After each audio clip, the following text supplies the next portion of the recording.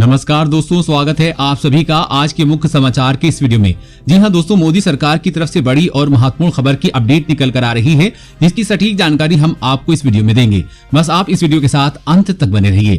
लेकिन उससे पहले आपसे एक छोटी सी रिक्वेस्ट है कि मुझे इस वीडियो को बनाने में बहुत मेहनत लगती है, तो इस मेहनत के लिए वीडियो पर एक लाइक जरूर कीजिएगा और साथ ही वीडियो के नीचे दिए गए इस लाल बटन को दबाकर चैनल को सब्सक्राइब कीजिएगा और इस घंटी को भी दबाइएगा ताकि आपको दिन भर की बड़ी खबरों की जानकारी लगातार मिलती रहे। तो चलिए दोस्तों, एक एक करके सभी बड़ी खबरों के बारे में जान लेते हैं। तो दोस्तों, आज की पहली बड़ी खबर की अपडेट की बात करें तो गैस बुकिंग पर बड़ी खबर जारी हुआ। ये नया नंबर आप पुराने नंबर से नहीं करा सकेंगे गैस सिलेंडर बुक।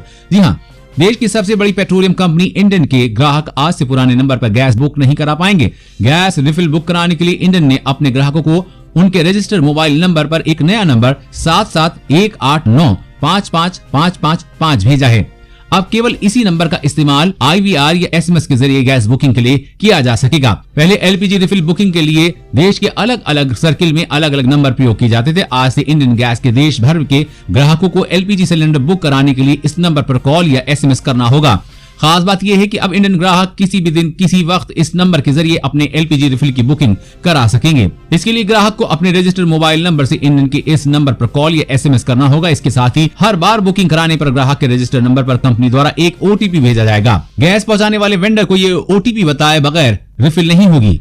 और अगली बड़ी खबर की बात करें, स्मार्ट राशन कार्ड से आपको होंगे कई फायदे। इसे बनवाने का है ये पूरा प्रोसेस। जी हाँ, राशन कार्ड गरीबी रेखा से नीचे जीवन यापन करने वाले परिवार के लिए बेहद जरूरी दस्तावेज है। इसके जरिए इन परिवारों को केंद्र सरकार की ओर से मिलने वाली सब्सिडी का अनाज मिलता है। बता दें कि देश के सभी राज्यों में राशन कार्ड खाद्य विभाग द्वारा जारी किया जाता है। राशन वितरण प्रणाली के सरल और सुगम बनाने के लिए स्मार्ट राशन कार्ड जारी किए जा रहे हैं, जिसमें आप अपने शहर के किसी भी राशन डीलर से अपने कोटे का राशन ले सकेंगे। स्मार्ट राशन कार्ड बनवाने के लिए आपको खाद्य विभाग की वेबसाइट पर रजिस्ट्रेशन कराना होगा और कुछ दस्तावेज अपलोड करने होंगे। फिलहाल इस सेवा को दिल्ली, पंजाब, उत्तराखंड सहित कई राज्यों में शुरू किया गया है। वहीं कुछ राज्यों में स्मार्ट राशन कार्ड बनाने के लिए आउटसोर्स एजेंसियों की मदद ली जा रही है। आप अधिक जानकारी के लिए खाद्य विभाग की ऑफिशियल वेबसाइट पर जा सकते हैं। और अगली बड़ी खबर की बात करें तो ट्रेन पैसेंजर्स को तगड़ा झटका, प्लेटफॉर्म टिकट की कीमत दोगुनी करेगा रेलवे। जी हां, भारतीय रेलवे कोरोना संकट के बीच अपनी कमाई में इजाफा करने के लिए ट्रेन पैसेंजर्स को तगड़ा झटका देने की तैयारी कर रहा है। इसके लिए रेलवे देश के कुछ खास स्टेशनों पर प्लेटफॉर्म टिकट की कीमत दोगुनी करने पर विचार कर रहा है। ज्यादातर स्टेशनों पर इस समय प्लेटफॉर्म टिकट की कीमत 10 रुपए है, जिसे बढ़ाकर 20 रुपए कर दिया जाएगा।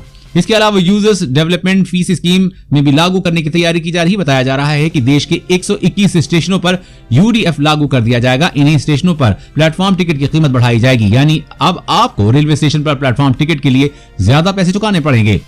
और अगली बड़ी खबर की बात करें तो चीन के जाल में अब नहीं फंसेगा भारत, चीनी सेना को पीछे ही हटना होगा। जी हां, सीमा विवाद को लेकर भारत और चीन के रिश्ते लगातार बिगड़ते जा रहे हैं। दोनों देशों के बीच शीर्ष स्तर पर कई दौर की वार्ताएं भी हो चुकी हैं, लेकिन सीमा विवाद का कोई हल नहीं निकल पाया है, जिसके बाद से दोनों देशों ने सीमा पर भारी संख्या में सैनिक तैनात कर दी हैं। लाइन ऑफ एक्चुअल कंट्रोल यानी कि LAC पर आज युद्ध जैसे हालात बने हुए हैं। चीन चाहता है कि भारत अपनी सेना को वहां से पीछे हटा ले, लेकिन भारत ने पहले ही साफ कर दिया है कि वो अपनी सीमा के अंदर खड़ा है। सीमा की रक्षा करना सैनिकों का काम है, इसलिए भारतीय सेना वहां से पीछे नहीं हटेगी। चीन को अपनी सेना वापस लेनी होगी। पहले तो चीन को लगा कि वो भारत को धमकी देकर LAC से पीछे हटा देगा, लेकिन भारत की तैयारी देखकर उसे मालूम पड़ गया है कि भारत उसकी धमकियों से डरने वाला नहीं है। उसे ये भी पता चल गया है कि आज का भारत नेहरू युग से काफी आगे निकल चुका है। राष्ट्र की कमान मजबूत इरादों और 56 इंच का सीना रखने वाले प्रधानमंत्री नरेंद्र मोदी के हाथों में है, इसीलिए अब चीन बातचीत से मामला सुलझाना चाहता है। और अगली बड़ी खबर की बात करें तो कोरोना से ठीक होने के बाद ब्रेन फॉग की समस्या से जूझ रहे हैं लोग, जाने इसके लक्षण और कारण। जी हाँ, कोरोना से ठीक होने के बावजूद मरीजों की दिक्कत पूरी तरह से खत्म नहीं हो रही है। मरीजों में पोस्ट कोविड या लॉन्ग कोविड की समस्या दिख रही है। कोरोना संक्रमित और उससे उभरे मरीजों में कोविड कॉम्प्लिकेशंस दिख रहे हैं। पोस्ट कोविड की स्थिति में मरीजों में 2 महीने बाद तक भी थकान, मांसपेशियों में दर्द, सांस लेने में तकलीफ जैसी समस्याएं बनी रही हैं। देश के कई हिस्सों में कई ऐसे मामले सामने आए हैं जिनमें मरीजों को ब्रेन हैमरेज या पैरालिसिस तक की शिकायतें भी हुई हैं। कोरोना से उबरने के बाद मरीजों को न्यूरोलॉजिकल दिक्कतें हो रही हैं। बहुत सारे ऐसे मामले सामने आ चुके हैं जिनमें मरीजों का दिमाग भी ठीक से काम नहीं कर पा रहा है। दरअसल कोरोना वायरस संक्रमण से ठीक होने के बाद मरीजों को कई तरह की समस्याएं हो रही हैं। इनमें दिमाग से जुड़ी परेशानियां भी शामिल हैं। दिमाग से जुड़ी दिक्कतों का चिकित्सक ब्रेन फॉग यानी कि दिमाग का धुंधला होना मान रहे हैं। इसलिए ये परेशानी कुछ दिनों तक रहेगी या हमेशा के लिए, इसके बारे में अभी नहीं कहा जा सकता है।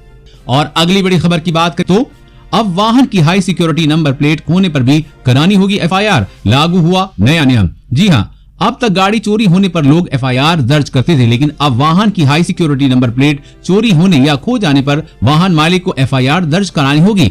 FIR की कॉपी वाहन 4 पोर्टल पर अपलोड करने के बाद ही दूसरी नंबर प्लेट जारी हो सकेगी। प्लेट में विशेष सुरक्षा विवरण के चलते ये नई व्यवस्था लागू की गई है।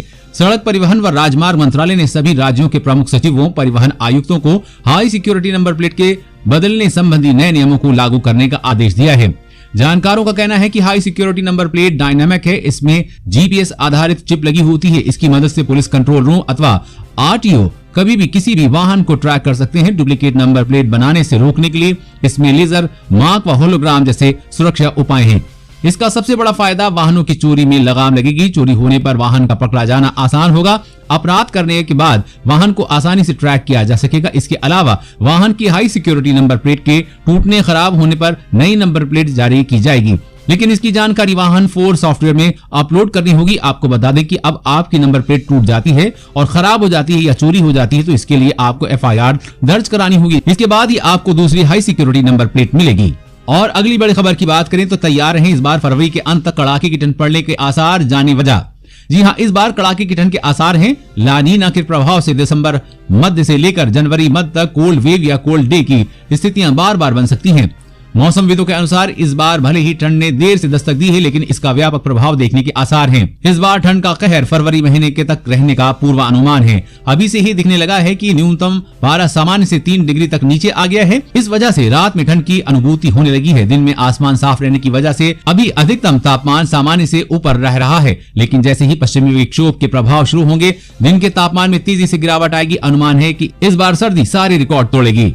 और अगली बड़ी खबर की बात करें तो शादियों में 50 मेहमानों की सीमा से प्रतिबंध हटा, बंद हॉल में 200 लोगों को बुलाने की अनुमति। जी हां, सरकार ने शादी समारोह में केवल 50 मेहमानों के प्रतिबंध को हटाकर लोगों को एक बड़ी राहत दी है।